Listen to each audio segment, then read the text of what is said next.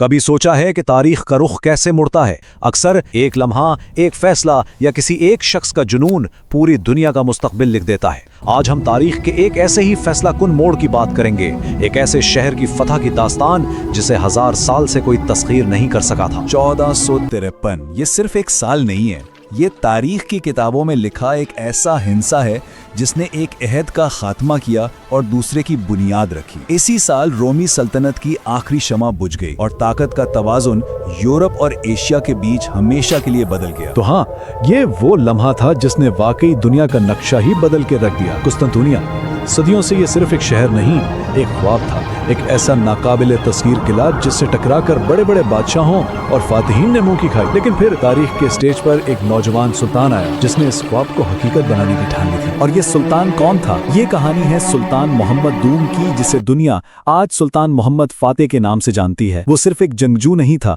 بلکہ ایک ایسا ذہین اسٹریٹجسٹ تھا جس کا عزم اور جنون قسطنطنیہ کی بلند و بالا دیواروں سے بھی کہیں اونچا تھا۔ اور سب سے حیران کن بات کیا تھی؟ اس کی عمر صرف 21 سال۔ جی ہاں، صرف 21 سال کا یہ ایک نوجوان، جس عمر میں لوگ اپنے مستقبل کے خواب بن رہے ہوتے ہیں، اس نے تاریخ کے سب سے بڑے خواب کو پورا کرنے کا منصوبہ بنا لیا تھا۔ اس کا ارادہ اس کی عمر سے کہیں بہت آگے تھا۔ اس کا مقصد تھا قسطنطنیہ کو فتح کرنا، لیکن یہ صرف ایک شہر پر قبضہ کرنے کی جنگ نہیں تھی۔ نہیں، یہ ایک علامت کو، ایک آئیڈیا کو فتح کرنے کی جنگ تھی۔ بازنطینی سلطنت کا وہ دارالحکومت جو 1000 سال سے کھڑا تھا، عیسائی دنیا کا ایک بہت بڑا مرکز اور ایک ایسی دیوار جو مشرق اور مغرب کے درمیان حائل تھی۔ سلطان محمد اسی علامت کو گرانے آیا تھا۔ تو سوال یہ پیدا ہوتا ہے کہ آخر قسطنطنیہ کو فتح کرنا اتنا ناممکن کیوں لگتا تھا؟ ایسا کیا تھا اس شہر کے دفاع میں جو صدیوں سے بڑے بڑے حملاوروں کو ناکام لوٹا رہا تھا؟ اس کا پہلا جواب ہے تھیوڈوشین دیواریں۔ یہ کوئی عام دیواریں نہیں تھیں۔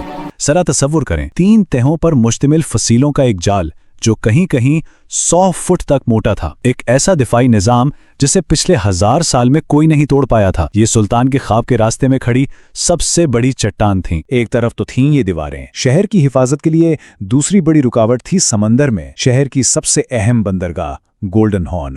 اس کے دہانے پر ایک بہت بڑی، بہت وزنی لوہے کی زنجیر لگا دی گئی تھی، جس کی وجہ سے دشمن کا کوئی بھی بحری جہاز اندر داخل ہی نہیں ہو سکتا تھا۔ اب دیکھیں، جہاں پوری دنیا کو یہ 2 ناقابل شکست رکاوٹیں نظر آ رہی تھیں، وہیں 21 سالہ سلطان محمد کو ایک موقع نظر آ رہا تھا، ایک چیلنج جس کا جواب ان کی ذہانت اور ان کی جنگی حکمت عملی کو تاریخ میں ہمیشہ کے لیے زندہ کرنے والا تھا۔ تو پہلا معمہ، ان دیواروں کا کیا کیا جائے؟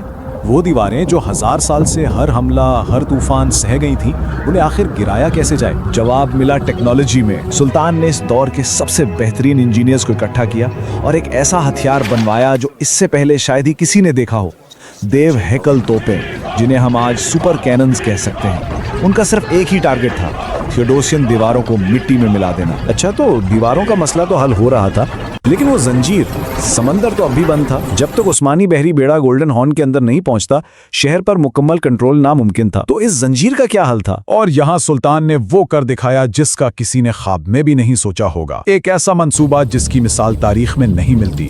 اگر سمندر سے نہیں جا سکتے تو خشکی سے جائیں گے۔ جی ہاں، راتوں رات 70 سے زیادہ بحری جہازوں کو لکڑی کے تختوں پر گریس لگا کر پہاڑیوں کے اوپر سے گھسیٹ کر سیدھا گولڈن ہارن کی دوسری طرف پانی میں اتار دیا گیا۔ ذرا اس صبح کا منظر سوچیں، جب شہر کے محافظوں نے آنکھ کھولی تو دشمن کا پورا بحری بیڑا ان کی سب سے محفوظ بندرگاہ میں کھڑا تھا۔ انہیں لگا ہوگا جیسے جہاز آسمان سے اتر آئے ہیں۔ یہ صرف ایک فوجی کامیابی نہیں تھی، یہ ایک زبردست نفسیاتی دھچکا تھا جس نے ان کے حوصلے پست کر دیے۔ اب شہر چاروں طرف سے گھر چکا تھا، زمین سے توپوں کی بمباری اور سمندر سے بحری جہازوں کا دباؤ۔ تقریباً 53 دن گزر گئے، ایک لمبا، تھکا دینے والا محاصرہ، اور پھر وہ وقت آ گیا آخری فیصلہ کن حملے کا۔ تاریخ تھی 29 مئی 1453۔ صبح سویرے آخری حملہ شروع ہوا۔ توپوں نے دیواروں میں جو راستے بنا دیے تھے، عثمانی فوج ان سے اندر داخل ہو گئی۔ شہر کی گلیوں میں شدید لڑائی ہوئی، لیکن آخرکار 1100 سال پرانی بائزنٹینی سلطنت تاریخ کا حصہ بن گئی۔ اس ایک دن نے دنیا کا چہرہ بدل دیا۔ اس فتح کے جو اثرات ہوئے وہ صرف شہر کی دیواروں کے اندر نہیں رہے، بلکہ ان کی گونج پوری دنیا میں سنی گئی۔ قسطنطنیہ اب استنبول بن چکا تھا اور بازنطینی سلطنت کا دارالحکومت اب عظیم سلطنت عثمانیہ کا نیا مرکز تھا۔ سیدھے لفظوں میں ایک سلطنت کا چراغ بجھا तो दूसरे का सूरज पूरी शान से तुलू हुआ। लेकिन सुल्तान मोहम्मद फातेह की कहानी सिर्फ फतह पर खत्म नहीं होती। वो सिर्फ एक फातेह नहीं, एक मेमार भी साबित हुए। उन्होंने शहर के लोगों को अमन और मजहबी आज़ादी दी, इल्म और आर्ट को फरोग दिया और इस्तांबुल को एक बार फिर दुनिया के अजीम तरीन शहरों की सफ में ला खड़ा किया। और हाँ, इसी फतह ने यूरोप को मजबूर किया कि वो नए समंदरी रास्ते तलाश करे, जिससे दुनिया में दरियाफ्तों का एक बिल्कुल नया बाब शुरू हुआ। तो आखिर में ये कहानी हमें सोचने पर मजबूर करती है कि कैसे एक लीडर का विजन, उसका पुख्ता इरादा और गैर मामूली जहानत सिर्फ एक शहर की किस्मत ही नहीं बल्कि आने वाली सदियों के लिए पूरी दुनिया का रुख बदल सकती है।